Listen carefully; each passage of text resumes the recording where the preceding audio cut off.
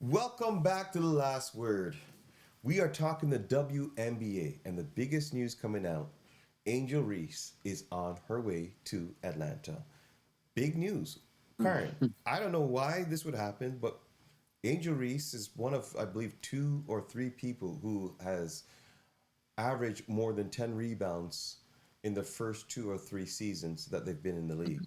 Now, she is a great talent. She is a proven winner. Um, why does her team make this decision right now? Why is she on her way to Atlanta? She should have been, well, she's young enough, certainly young enough to start a franchise around, but why did her team decide that, they're going to move on from Angel Reese and send her to Well, Atlanta? at this point, you could see that as a franchise, Chicago's probably just doesn't want to have to pay her the increase that she's going to be able to make going forward in their according to their new CBA or whatever. Okay.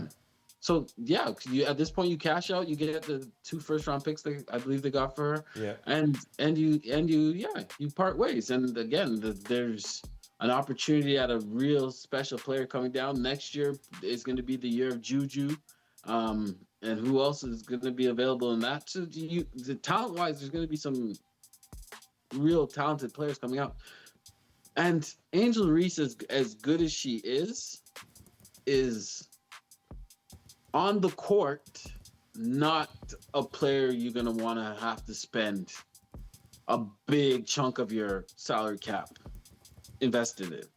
As a commodity, as a star, as one of the few WNBA women with name recognition, Mm-hmm. she could be a positive, especially in a city like Atlanta. Atlanta and Angel were like meant to be. Um, so it's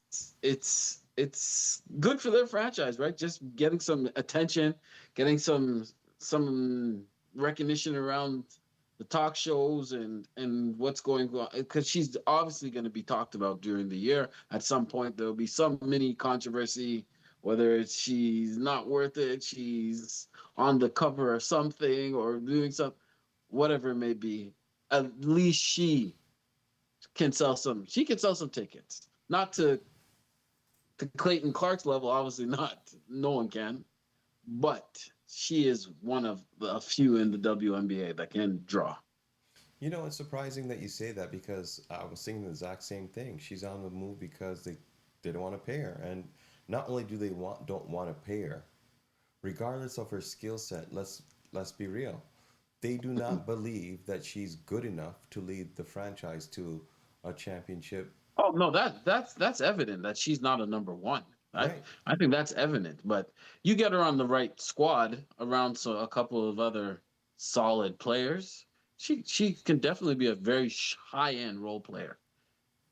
And now that she's on the move in Atlanta, let's talk Caitlin Clark. She's in the WNBA, but she has not really made any real big headlines just yet. Out of sight, out of mind for a little bit at This times. 2026 season is supposed to be her breakout year, or pretty much her rookie year. Do you see Caitlin Clark coming in and just wreaking the havoc in this league that we pretty much expected her to do in the first place? She's already done some amazing things, right? In terms of her numbers she's been able to produce. Again, especially her assist totals, right? Out of the box early. But um, she is box office. She is box office no matter what. They just need her on the court. The team, again, there's so much free agency in the WNBA right now going on. I think like almost everybody was a free agent. So once rosters really get solidified and you see what the Fever have been able to do. But I expect the Fever to be a team in the hunt for a championship this year. Again, just based on obviously Clayton and staying healthy and the additions I know that team is gonna make to keep that team very competitive. So I think it's gonna be the year of Caitlin. You're gonna hear a lot of Caitlin Clark this year. Um, and mostly again, because she can just if she's just on the court. She's on the court, she's gonna be talked about. Well, if Caitlin Clark can stay healthy, she's expected to do big things. I I'm hoping that she stays healthy, but if she doesn't stay healthy, um, I guess it's on to the next one because there's so many stars coming out and so many big names, and No, the WNBA needs Caitlin Clark to stay healthy. They need to start they need her making to stay healthy. The Yes, Caitlin Clark rules, like how Jordan got the Jordan rules, you know, the Jordan calls, and the beeps, don't touch Jordan. They need to do it for Caitlin Clark and make sure that that golden goose stays available. okay, They're well, crazy if they don't.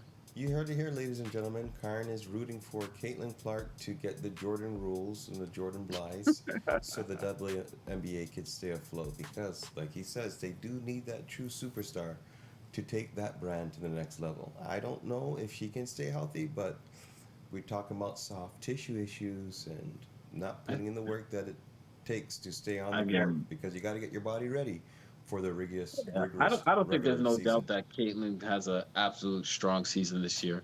And like I said, I think the Fever will be in the mix for a championship. So, and what would that do to what the catapult that would bring to her career as well? Even yeah, the WNBA needs this, and then they hope for Juju to roll in. Hey, there's potential there, and the best thing they did as a unit was avoid a strike or a holdout or whatever, Ah, you know they were because never going that to would have strike. destroyed the league. They were never going to strike. No, They were I'm never going glad to strike. you can sit back now and say because if that even being a thought could have destroyed your league, right? It's not Yeah, like the league is they already they super profitable or they were anything, not right? going to But strike. I don't see that happening. They were not going to strike. Yeah.